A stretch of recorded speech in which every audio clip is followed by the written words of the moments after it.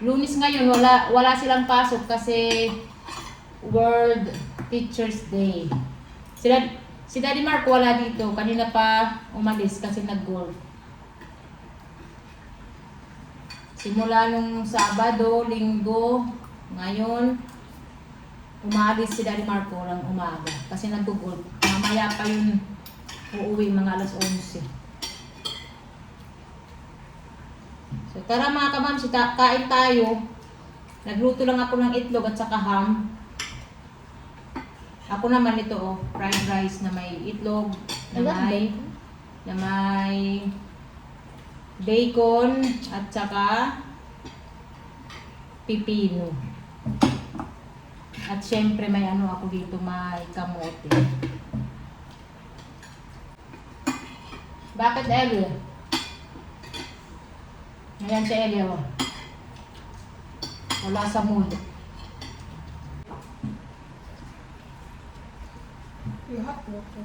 Thank you, kuya. Kain na ikaw. Pilido akin okra o pichay. Pichay ba? Okay. Di ba adobo? Sitaw? Oo. Kuya. Piling mo tayo tikim.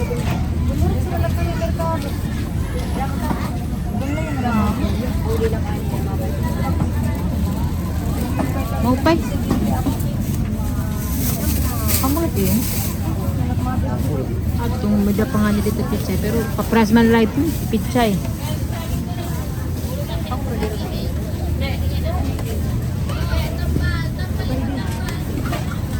Tira? Kasama ko muna yung ate ko.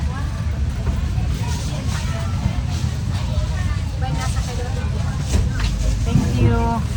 Bumili kami ng pechay. Ano? Ang palaya, tikim. 90.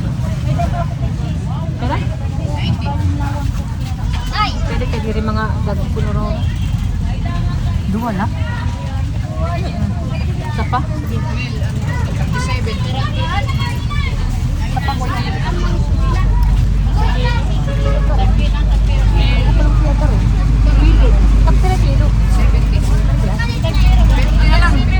Sige.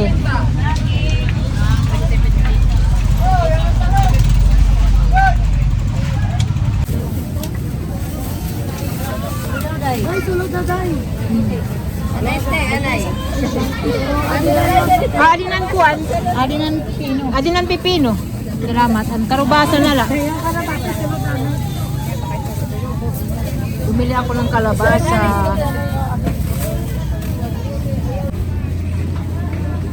Ang daming kalamansi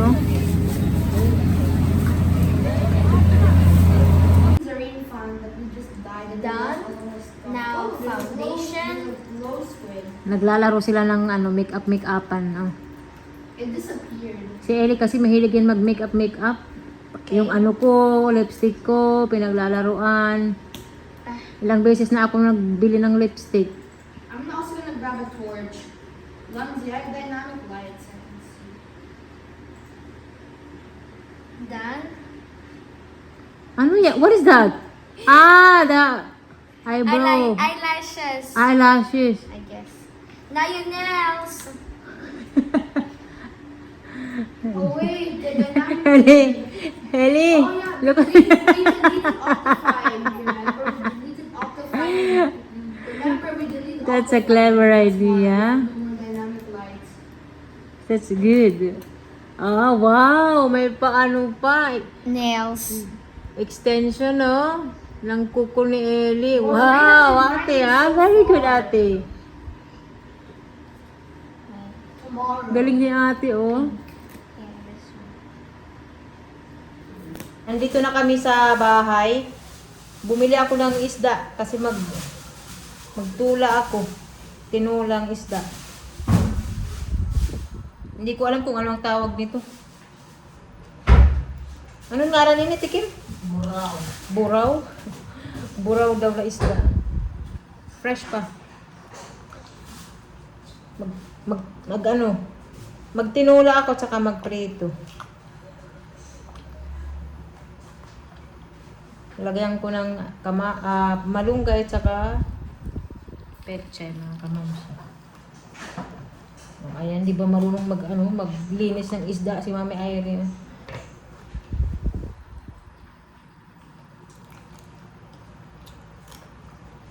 Kailangan tanggalin yan, yung ano pala tinai?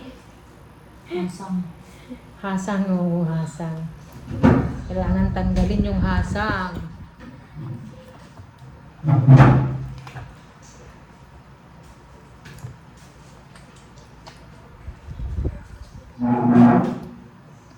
Ang maganda dito sa atin, marami tayong option ng ulam. Pag halimbawa, nagsawa ka na ng karne o isda. Sa Switzerland, bihira lang kami mag-isda kasi sobrang mahal pa, hindi pa presko, walang ibang pagpipilian. Ang ano lang doon, tuna, sibas. Yung sibas, masarap. Kaya doon sa Switzerland, kami, beef, chicken. Chicken or beef. Pork.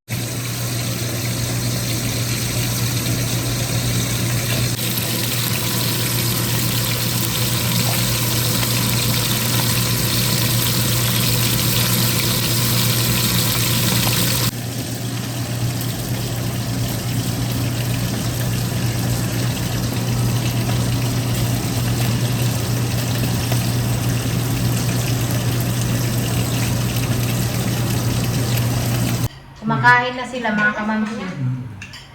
Sige. Kain tayo. Ako hindi pa ako kumakain kasi inuna ko muna yung mga bata.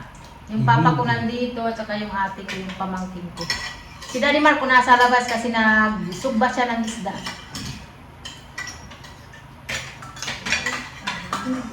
So, yung inulam nila, yung prito. Ito, tinanggalan ko ng mga tinik. Pero nagsabaw sila ng tinula, saka yung gulay. Ito si Eli, oh. Si Eli kasi mahilig maghigop ng sabaw. Mapaisda man yan o karne. Ang daming kain ni Eli. Ang nanay, mamaya pa, mahuli ang nanay. Pakainin mo na ang mga anak. Good, Eli?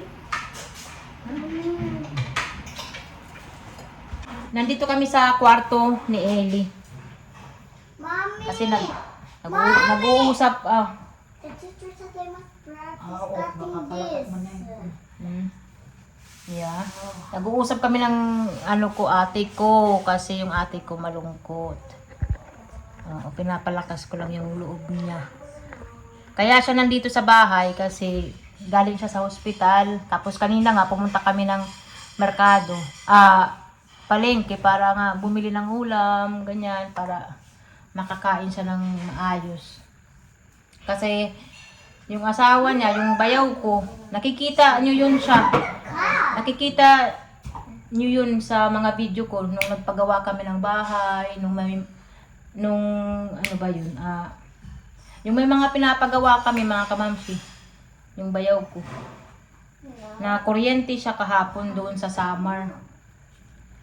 Mabuti na lang na nagpapasalamat kami na buhay siya, hindi siya namatay kasi 'di ba yung iba na nakukuryente na ano talaga namamatay.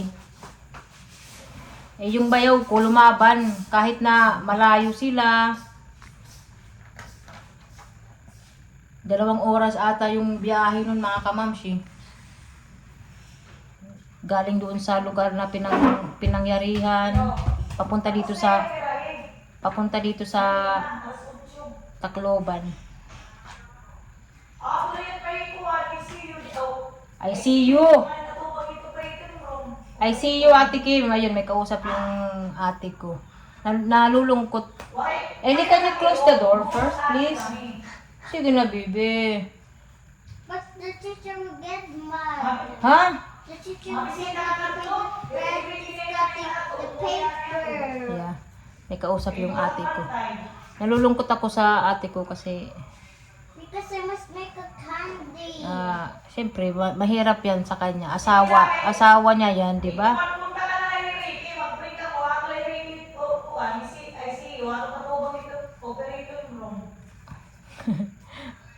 Close the door, Elia. Thank you. Kasi maingay, hindi ako makapag-chika. Pinapalakas ko yung loob ng ate ko. Sabi ko, kumain ka. Hindi niya naubos yung pagkain niya. Masarap pa naman humigop ng sabaw. Sabi ko sa kanya na magpalakas siya, kumain siya. Ako, magaling lang ako mag-advise ng ganyan. Ako rin mga kamamsi. Kailangan ko rin lang may magsasabi sa akin lang ganyan kasi may mga may mga nararamdaman. Pero sa ate ko kasi kailangan niya magpalakas. Syempre naaawa ako sa ate ko kasi pobre mga kamamsi. Yung asawa niya construction worker, minsan pa extra yung ko bayaw. Ganun talaga ang buhay, di ba? Mapamahirap, mapamayaman, talagang may pagsubok na haharapin. Sabi ko sa kanya na okay lang yan, basta ang importante nasa hospital na inoperahan yung yung bayaw ko kasi yung ulo mga kamamsi dito nasunog. Ipakita ko yung yung picture ito. Ayan yung picture niya mga kamamsi. Nasunog yung niya, yung paa. Ito pa may isa pa. Ayan. Ito yung pangalawang picture na malaki dito, lumubo dito mga kamamsi sa likod. Kasi nga yung ulo na kuryente.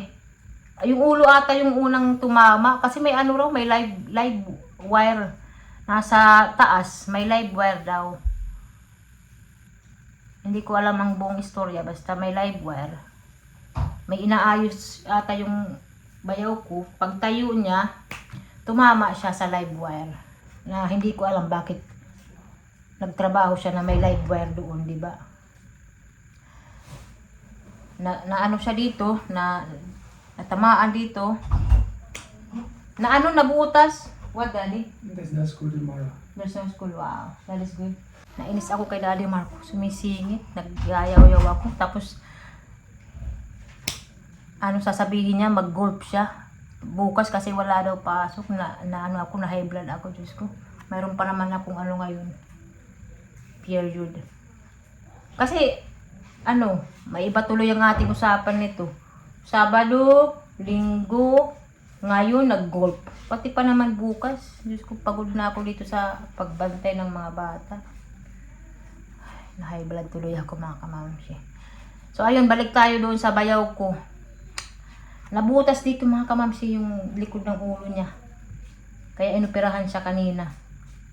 At saka kailangan pa siyang operahan ulit para takpan daw yung butas. Yung bayaw ko, may siya dito, may nilagay na damit siguro dito. Nasunog. Grabe, sobrang lakas nung kuryente. yung mga kuko niya. Nakita nyo naman sa picture, yung mga kuko niya. Yung mga kuko parang nasunog mga kamamsi. Naawa ako sa bayaw ko. Nung nakita ko yung picture kahapon, naluha ako, umiyak ako. Kasi yung napamahal na din kami sa bayaw, napamahal na din kami sa kanya, sa bayaw ko na yan. Kahit na pasaway minsan, pero mabait yun, madali ko mautusan. Trabaho lang yun ang trabaho, ganun. Yung ate ko tulala. Sabi ko wag kang maghinahina kasi may mga anak ka. Matagal pa yan na proseso. Salamat na ngayon nagwawalis yung pamangkin ko. So salamat mga kamamsi sa pakikinig ng kwento ko. Na-share ko lang. Kaya ngayon may kami, may problema. Apektado kami lahat kasi namin yan malapit sa amin na bayaw namin. Kahit mapasaway pero mabait yan, matrabaho. Ang Daddy Marco nga nalungkot. Kaya nga pupunta kami sa hospital. Ang problema nasa ICU pa yung yung bayaw ko. Pag mailipat siya sa kwarto or sa lang ata, ward, kasi mahal mga kamamsi, di ba? Pag ka, yung sariling kwarto, mahal. No, the teacher told me in school. Bibisita kami pag mailabas na siya sa ICU. So tatapusin ko na yung video. Maraming salamat mga kamamsi. Kaya ako ngayon, hindi magandang pakiramdam ko kasi nga may period ako mga kamamsi. Yan, pag may period ako, talagang hindi maganda ang pakiramdam ko. Kaya mag-vlog para may ako pang tulong, Diyos mio. Alam nyo mga kamamsi lang. Mommy! Oh, ano naman? Ako yung ano naman yan na, damit mo. Tingnan nyo si Eileen, damit mo. Maliit na to na damit niya, pero gusto niya pa rin suotin. Come here. Kaya ako nagbablog, hindi para sa akin. Yung sinasahod ko, pang ko sa pamilya ko, yung may maibibigay ako. Kasi kung ako lang talaga, okay na sa akin. Walang problema sa akin. Ang problema sa pamilya ko, wala naman din silang income na malaki. Kaya kailangan meron din akong sariling pera na maibibigay sa kanila kasi mahirap yung nanghihingi ako kay Daddy Marco. Alam nyo naman, ang foreigner, iba yan mga kamamsi. Pagdating sa pera, iba yan kahit asawa mo pa yan, iba. Kaya ako kahit may pagod ako, yan, mag-try, mag-vlog. Itatry ko. So, ayan, mga kamamsi, maraming salamat ulit. See you sa next vlog. Salamat sa, suporta sa akin. Minsan walang vlog, minsan mayroon. Kaya, salamat sa pag-unawa talaga kay Mami Airy. Thank you. Bye.